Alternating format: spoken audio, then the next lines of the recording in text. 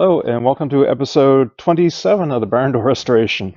Last episode I assembled the rear frame section here and joined the front and rear together. This episode I got the control tubes in place. They're not fully welded in. I'll get into why later. Well, a little bit about the tubes. So old Volkswagens, transmission motors in the back and you're sitting in the front. So what they did is they used a lot of cables and they run them through steel tubes. So there's two sizes. A larger one is a 12 millimeter OD, 1 millimeter wall, and the smaller one was a 8 millimeter outside diameter with a 1 millimeter wall. And so I guess we'll cover which ones.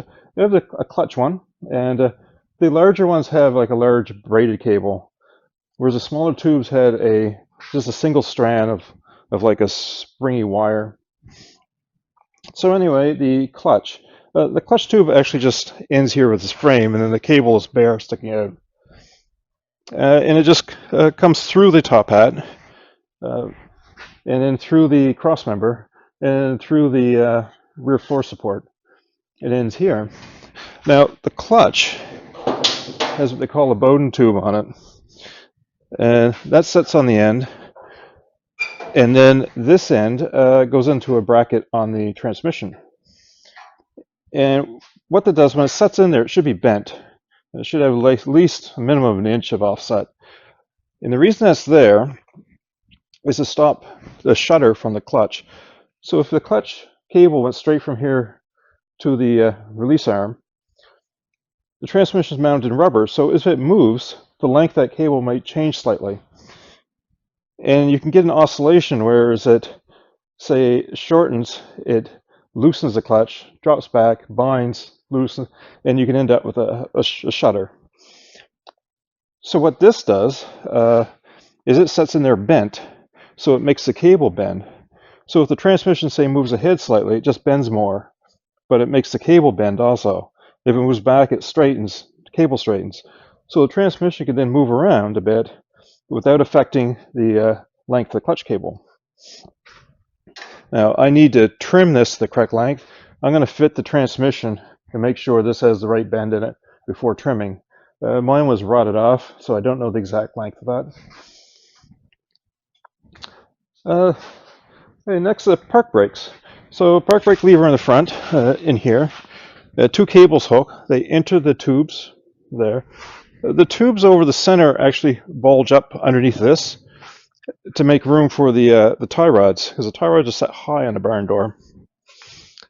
So the two tubes for the park brake come back, and the end on each side, just in line basically with the torsion beam.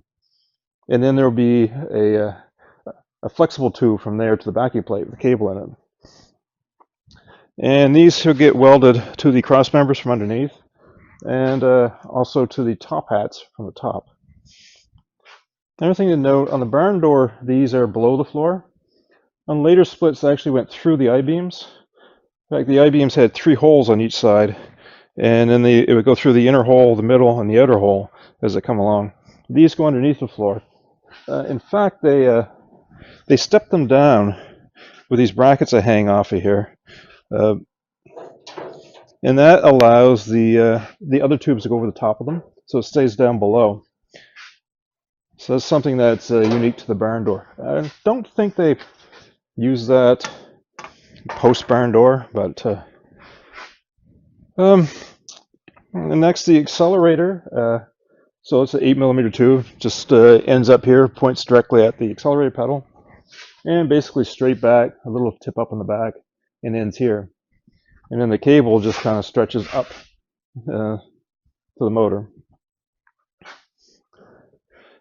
And then the heater controls. So up here, there'd be a knob you spin. And spinning that knob pulls 2 cables through these tubes. And then the cables back here hook to flaps. And they allow air that's gone over the engine to cool it to be pushed forward up through a ductwork. So the process of getting this done, the first issue is getting tubing.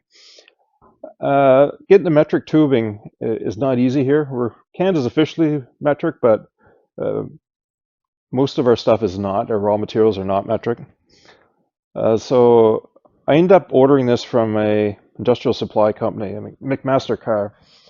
So they had the 12 millimeter, 1 millimeter wall, just raw steel, in 6 foot lengths. And then they had the 8 millimeter, also 1 millimeter wall, zinc plated, in 2 meter lengths. So I was able to get that. Now I got 4 lengths of the 12 millimeter, and I had 5 lengths of the 8, and that gave me enough to do everything. So I kind of knew the lengths they were going to be. So I figured out how much I was going to have to add to each one, and how much I had left over. And it turns out I could make all my tubes around 200, 250 millimeters longer than needed to be. And that way it wouldn't have to be very accurate, moving back and forth, and I could trim them after. Plus, I figured if I messed up a bunch of welds, I could just cut them out and retry until I got them right. So turns out the welding went a lot better than I expected. First thing, I cleaned off the tubes really well. I took a piece of aluminum angle, screwed it down, set the tubes in it with some metal weights on them to hold them. And I made sure that there was no gap, no visible gap between them at all. And then with the TIG, I just put very short pulses, maybe a 3 millimeter pool. And I found by just holding the TIG in the right spot, pulsing the pedal, and slowly turning the tube, it just melted that right in nicely. Did a nice job. And I didn't get anything on the inside. Now the 8 millimeter tube, a 6 millimeter inside, I had some 5 millimeter tubing, and I slid through it, and I could barely tell where the joint was. So there was almost nothing inside of it. The 12 millimeter tube, I could see through them quite easily. I could see there was nothing in them. Now, after I went over the joints with the orbital sander, I could see a very slight divot. If I sanded a bit more, I probably would have sanded out, but it wasn't enough to, 1 layer primer sanded would removed it. So I wasn't worried about it. And when bending the tubing, it didn't try to kink or anything where those joints were. They were just nice smooth curves, so that was told me it was a decent joint. So yeah, that went better than I expected. I thought I was going to have to do a lot of cutting out and rewelding. I knew the MIG was going to have issues with putting stuff inside the tube. So once I had the tubes all joined together, I actually put all the top hats on and marked where the notches were. So there's notches on some of these. This one sets on here. So it has a notch for the clutch. So I put them on, I put a marker and I marked them all, where the tubes crossed. So I know exactly where I need to fit everything. Started putting them in. So I decided to do the 12 millimeter ones first, because they are quite stiff. And I started with the clutch one because it was the simplest one. So the clutch tube extends about 200 millimeters ahead of the bulkhead and has a bracket that hangs out the side that goes into it. Because this basically just has a slight sweep to it and a little bit of a bend up here. So I knew that was fairly easy. And I was just able to bend this over my knee and work it out. So that was quite quick. Then I went for the park brake ones. Now, where these tubes go up over the top, I had an original one I took out of here that was still had the shape to it. So I just took the 2 tubes and I matched that curve to it. I left them a little long on the front end. And then I could set them through that front hole, and then start working the curves here. So they set down in a notch in the front cross member, and then they set 20, 30 millimeters below the floor on tabs, so the other tubes go over them. And they tip up over the frame here and then lay flat along the outriggers, and then a slight tip up at the end. So some of these curves, to get that nice flowing curve, actually worked very well bending over the frame rail. Had almost exactly the right curve to get here. And then on the end where that little tip up, putting a large screwdriver in the end of the tube and bending it worked well. What I found was that it kept getting twists in it. and there was no way to actually force it to twist it because it was too stiff and too awkward. So by clamping it in the vise, I could easily grab it, give it a little twist, bring it back over, fit it, until I got everything to lay just the way I wanted it. I probably wouldn't have had to make it so accurate. I could have just forced it around when I clamped the top hats on, but I kind of wanted to lay exactly where it should. So I fitted those two, and they will need to be trimmed after. When I put the top hats on and weld them, and they're in position, then I'll do the final trim on these. It's easier to do it later and be accurate than it is to do it now and then find out you were just slightly off. There's no real need for me to do it now. It's just easy to do it later. So after the park brake tubes, did the heater control tubes.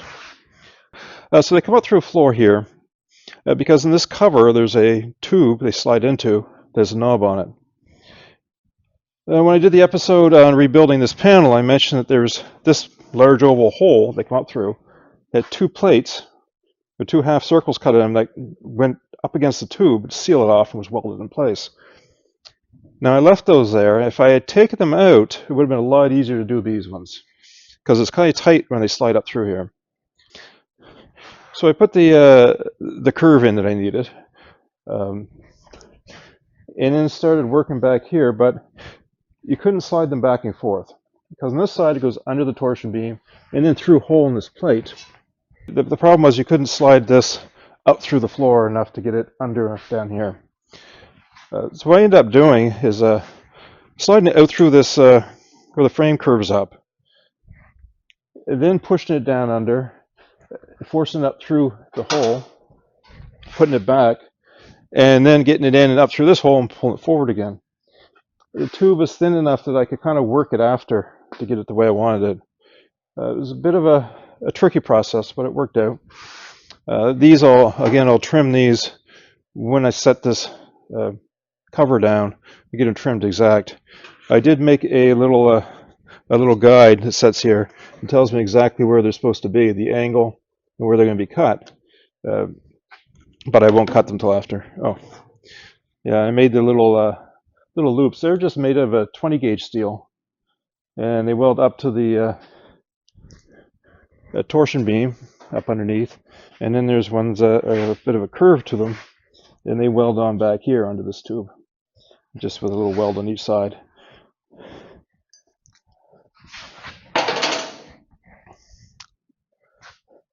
So once I had them rough fitted, sanded them down, cleaned them, and put a layer of zinc on them. I probably didn't have to on the ones that are already zinc plated, but I did anyway.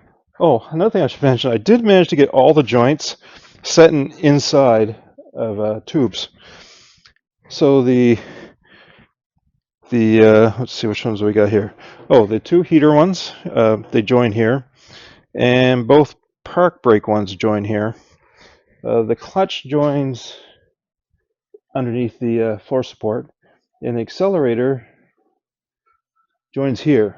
I can just barely feel a little spot there. So it joins in that one. So after the paint dried, I put them in place, and I did weld the accelerator one because I had my original piece with that on it, so I was able to match it perfectly to the original.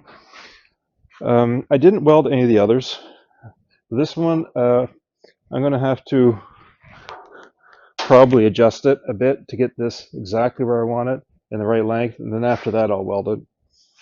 And these, when the top hats go welded on, then I'll weld these at the end and trim them. And all these, they go through the lower cross members are welded from underneath, so on the rotisserie. And then the ones that come through this front panel, they welded from underneath, and they had basically a gob weld on each side of each tube across. So again, I'll weld those what's on the rotisserie. It just makes it a lot easier. So I guess that's about it for this episode. I uploaded drawings to GrabCAD for the tubes. There'll be a link in the description. There are a few question marks on the dimensions and the lengths of the tubes because I haven't finished trimming them yet. Once I do that, I'll add the accurate dimensions, do a revision. Keep watching for a video of fitting all these tubes, and also some detailed shots around the areas. And next episode, I'm going to be doing the cover for this underseat storage. It's pretty bad shape, quite a bit of work. So we'll be doing that for next episode. I kind of work towards getting this front all done so I can do the floor. Well, thanks for the comments. I really appreciate them. And thanks for watching.